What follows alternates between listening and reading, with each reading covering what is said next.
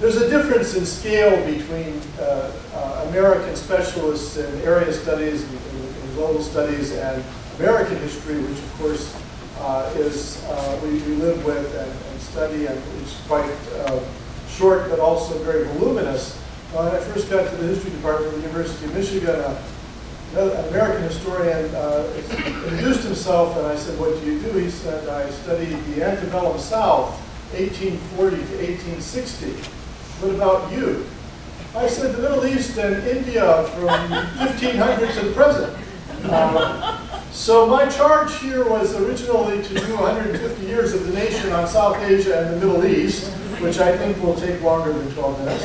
And I thought what I would do is to zero in actually on maybe a problematic of the Cold War treatment in the nation's pages of the great nationalist leaders of the post-war period, Jawaharlal Nehru in India and Gamal Abdel Nasser in Egypt.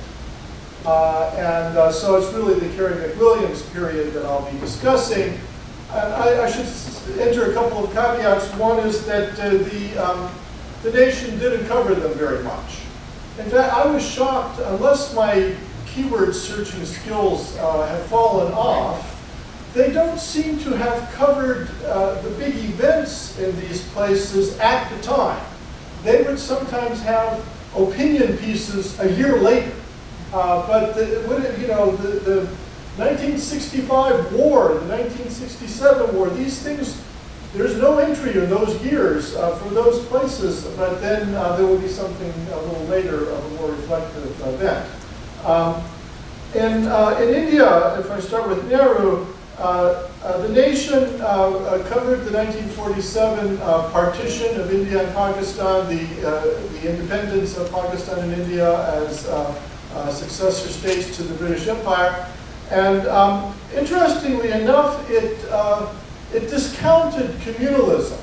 In the partition of 47, especially in the province of Punjab, you had enormous loss of life and displacement of people, hundreds of thousands and millions displaced, and large numbers of people killed, between Muslims on the one side and Sikhs and Hindus on the other. And the nation said, well, that's maybe not the most important thing that's going on. What was important was going forward, whether the program of economic and political reform mapped out by India's first Prime Minister, Jawaharlal Nehru, would find support among the people, or whether it would be challenged by the wealthy landlords, princes, and industrialists. So, in an almost straight Marxist style, the nation is saying communalism is, not religious identity, and those things are not the key issue here. The issue is class, or whether the government is going to be a progressive government and take the side of the working people, or whether it will be derailed by the remnants of the Indian princely aristocracy and other upper classes. And this is quite bold on the nation's part. I think in some ways they got it right, in the sense that in the subsequent history of India, the political economy has been quite important. In some ways I think they got it wrong, in the sense they didn't understand Nehru was supported by the industrialists of India, the independent Indian industrialists, so it was very unlikely to end up taking the side of the Indian working class in any significant way. I think they misunderstood his fraternal kind of socialism as more left than it was.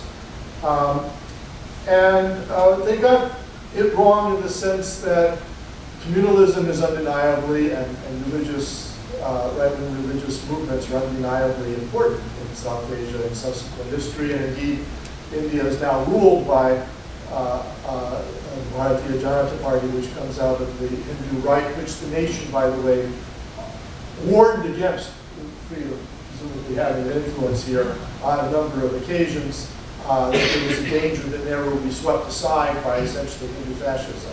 And of course, in a way, Nehruvian Indian thought has been swept aside in the past couple of years by right-wing Hindu fascism.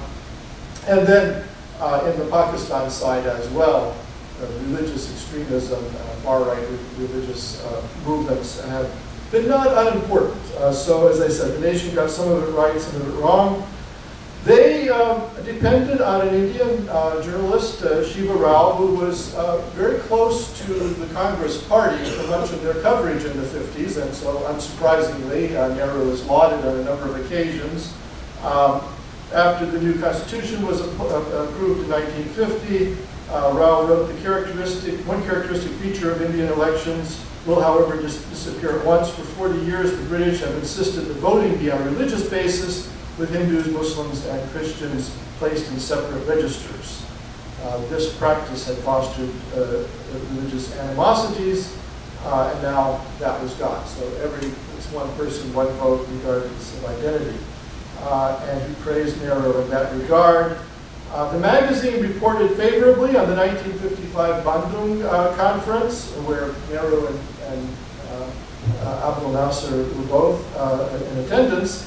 That was attended by 29 mostly newly independent nations in Indonesia, whereas in the U.S. There was worry well, let's call it what it is. The bourgeois press worried that the inclusion of China in the explicitly anti-imperial goals of the meeting would suggest that post-colonial states were trending leftward in an anti-West direction. In contrast, Sam Jaffe reposted for The Nation, "The truth is that Bandung proved itself to be neither anti nor pro-West. It was anti-imperial, pro-peace, pro-freedom, and above all, seeking some way to extricate the more than half of the world's people it represented from the catastrophe of an East-West clash," that is to say, Soviet-U.S. clash. So The Nation was reported favorably on Bandung. The attendance of China was another thing that people worried about. He reported that Nehru had soured on China already by 55 and was unimpressed by its totalitarian methods, he called them, and that he admitted that China had made some progress in the 50s, but that he disliked the way that it had done it. So The Nation, over time, tended to position Nehru as the golden mean, as the left-leaning, nationalist, socialist hero of India, who stood between the far-right Hindu irredentists on the one hand and the communists on the other. Despite its reputation in the 50s for being pinko and soft on communism and so forth, actually the articles on India are quite harsh towards the communists in India and laudatory of Nehru instead. In the 1962 struggle, or sometimes called a war between India and China, as a border issue, The Nation published a resident American journalist out in India who very strongly took the Indian side and denounced Elizabeth Partridge, denounced China's expansionism and talked about Chinese use of Mao's callous human sea tactics permissible only in a totalitarian regime. So The Nation, faced in a struggle between India and China, really took India's side. And of course, when Nehru died, New York University professor, so New York University professors have a long history with the Nation, James Tracy Crown, ran down the list of possible successors to Pandit Nehru. He thought it was a little unlikely that Indira would get him, because although she had a certain position in Indian politics, it was mainly because in the Nehru household, she controlled who could see the prime minister in his home. So he actually called this harem politics.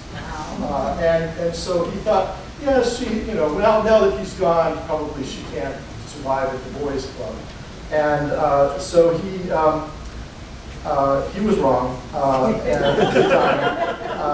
underestimated Indira Gandhi rather dramatically. But he did also critique Nehru in ways that were correct. He praised Nehru's policies of secularism and democratic socialism and non-alignment abroad, but he also pointed out that India hadn't made much economic progress. And, per capita income in India really didn't change much between 1947 and 1982. It was called, by economists, the Hindu rate of growth. So there were some cement and other improvements, electricity and so forth, but nothing really to write home about it, and the nation nailed that. So the nation covered Egypt much more intensively than it did India. And India was sort of time to time, and if somebody happened to be over there who would write in, I think. In Egypt, it was much more central to their concerns. Just after the war ended, Andrew Roth, who was a peripatetic reporter, he popped up all over the world. He really was very good. I have to go look into him more. He was very judicious and well-informed wherever he was reporting from. So he reported on India and warned about the Hindu right, but he also reported from Egypt after the war. And again, he saw the problem in Egypt as class, that the British colonial apparatus in Egypt had left behind an extremely polarized society where most wealth was in the hands of a handful of big cotton landlords, the pashas. Politics was often their game, and then ordinary Egyptians were malnourished and extremely poverty-stricken. So he saw this legacy of the British Empire as a major problem for Egypt going forward. And of course, in many ways, I mean, he's right. That's a lot of what Egyptian politics has been about. He warned of the corruption of the Nationalist Party, the WAF, which he analyzed as having a right wing and a left wing, a very small right wing of big landlords who had joined it, and a very large left wing of workers and students and others. Yes, okay, it's all right. I have an app, so I'll yes. So yes, so the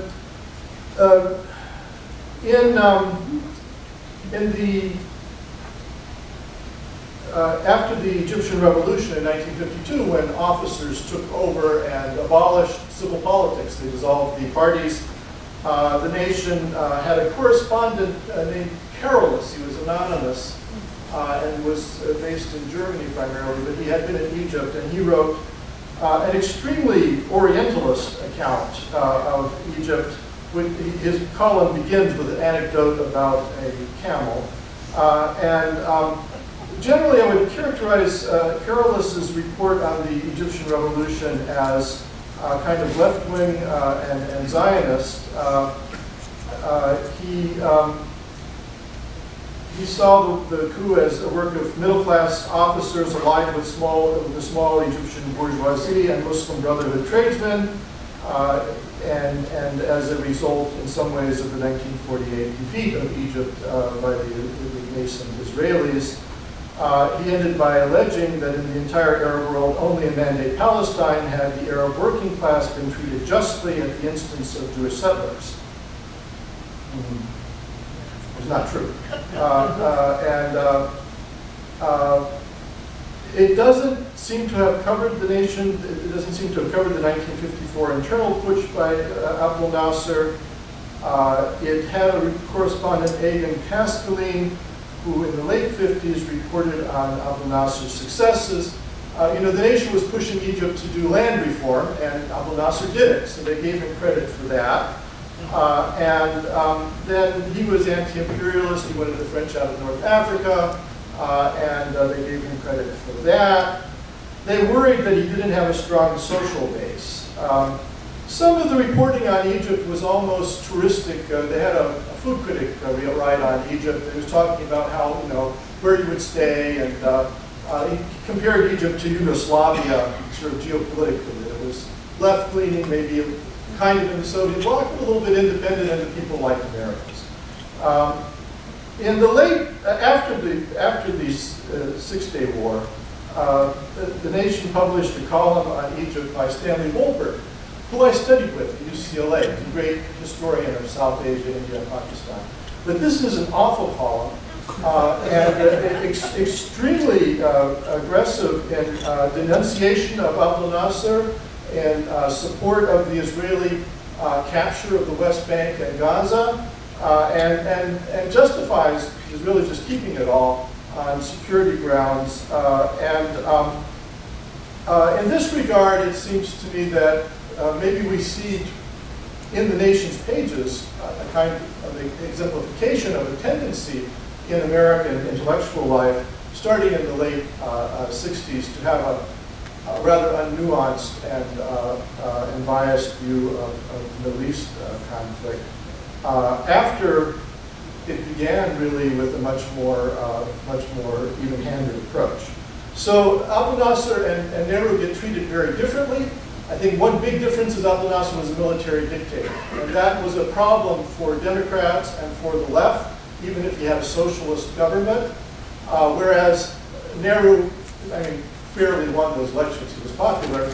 And then the other big difference was that Nehru wasn't fighting anybody, even though he maybe tilted a little bit to the Soviet Union. He wasn't on the wrong side of U.S. geopolitics, whereas Abdel Nasser became one of Israel's biggest enemies, and that had domestic implications.